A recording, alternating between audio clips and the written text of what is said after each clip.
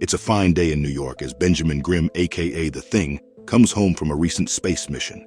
The craggy-skinned hero wants nothing more than to change out of his blue Fantastic Four-issue briefs, and perhaps have a long soak in the tub after a hard day's work. Unfortunately, a relaxing time in the bath is not in the cards for the ever-loving Thing.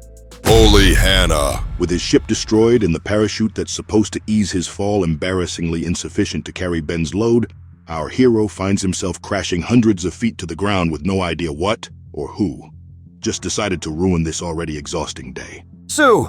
There he is! Ben survived the attack. I see him, Johnny. You know what to do, right? On any other day, seeing the rest of the Fantastic Four while you free fall towards hard concrete is a lucky sign.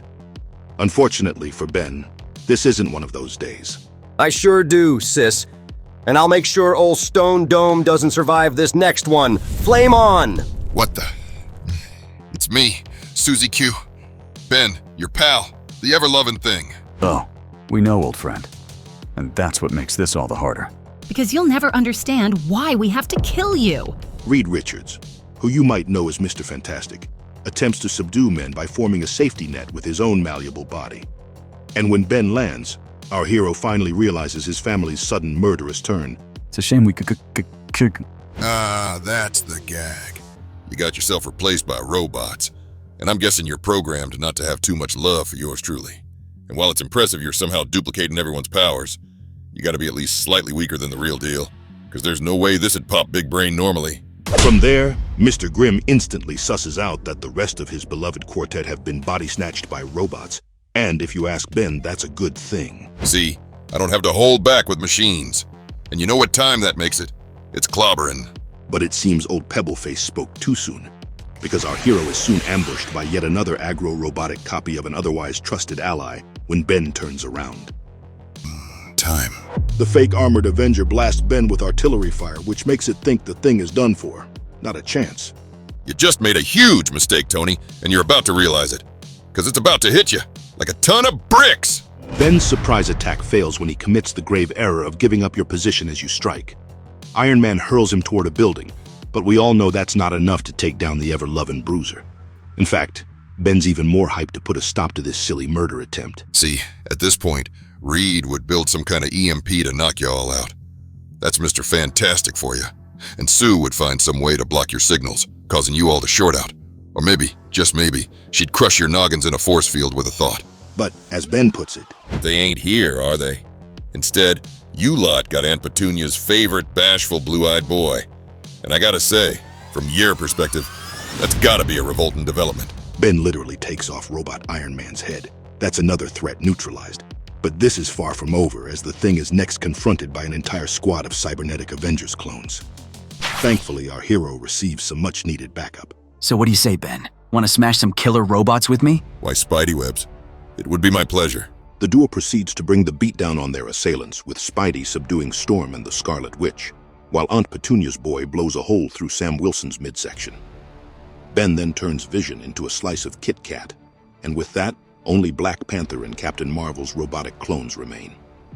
It might have been an easy layup for our two heroes, if not for this. Surprise betrayal, Ben. I'm a robot too. How's that taste? Don't blame me. It's how I was programmed, baby.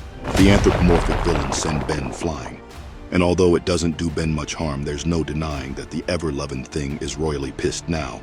You think I ain't been thrown through a building or two before? I invented being thrown through a building, and that being the case, I figure it's only fair to warn you. It's still clobbering. For the second time today, Ben's signature catchphrase is interrupted when an even larger group of robotic clones appear in front of him. But, as the old saying goes, Ben's not trapped in there with them. They're trapped in there with Ben. Well, everyone, don't just stand there. Give the man a taste of his own clop. What the? Oh, I can move fast when I want to, Spidey webs. And it's just as I thought. They couldn't duplicate your Spidey sense, could they? Ah! With Fugazi webhead out of the way, Ben turns his attention toward the rest of his would-be killers. The man doesn't even choose the next scrub to catch his hands. Our hero deals with them all the same time. RoboStorm tries to electrocute our craggy-skinned hero. And, as testament that AI could never replace the real Thing, this dumb cybernetic broad fails to realize something about her powers. The same thing that Ben is about to use to dunk on them. Oh, I was waiting for this one. See? I ain't the dummy you all take me for. I learned early on that the rocks that make up this beauty contest winning mug, they ain't conductive, Stormy. And that means any electricity you send my way is gonna take the path of least resistance. And that ain't blushing, Benji. Robo-Hulk tries to go after our hero next. Well, Ben has 2 words for this fake gamma monster. Thing smash! With most of the enemy's ranks eliminated, the villains go with the nuclear option, to drop the entire moon on top of our hero's head. Oh, for the lava! The moon crashes on the planet with the force of hundreds of nuclear explosives, killing everyone unfortunate enough to get caught in its blast. Well, not Ben Grimm. Talk about clobbering time. You fool! You complete and utter thing! And it's here we learn the true genius behind this bonkers scheme to kill the blue-eyed bruiser, Impossible Man, the pop-upian extraterrestrial who's best described as one of the Fantastic Four's most underrated frenemies. The long and short of it is that the Impossible Man created this whole scenario not to take out our stone-skinned hero, but to give him a bit of entertainment. To put it simply, this was all just a planet-wide escape room-type game that the Papupian created for his pal. And he's not too pleased that Ben just ruined the whole shtick. You just clobbered everyone and everything you met, over and over and over, until there was nothing left. You learned nothing. You did nothing. You had the sheer gall to survive a moon being dropped on you. You wasted all of my time and effort. Urgh! But hey, it's not like the green alien's efforts all went to waste. Ben says it best himself. This was actually pretty fantastic. When I landed here, I was frustrated, angry, way down in the dumps, and you gave me the perfect place to blow off steam. I feel great, bud. This was terrific exercise and terrific therapy, and I did learn something after all. In the end, the 2 buddies put this whole mess behind them. Hell, Ben even does the Impossible Man a solid by promising he'll play his silly game next time. Hey, Impy, can we maybe do it again sometime? Because this really was the best and most entertaining workout of my life. I suppose it was reasonably entertaining, wasn't it?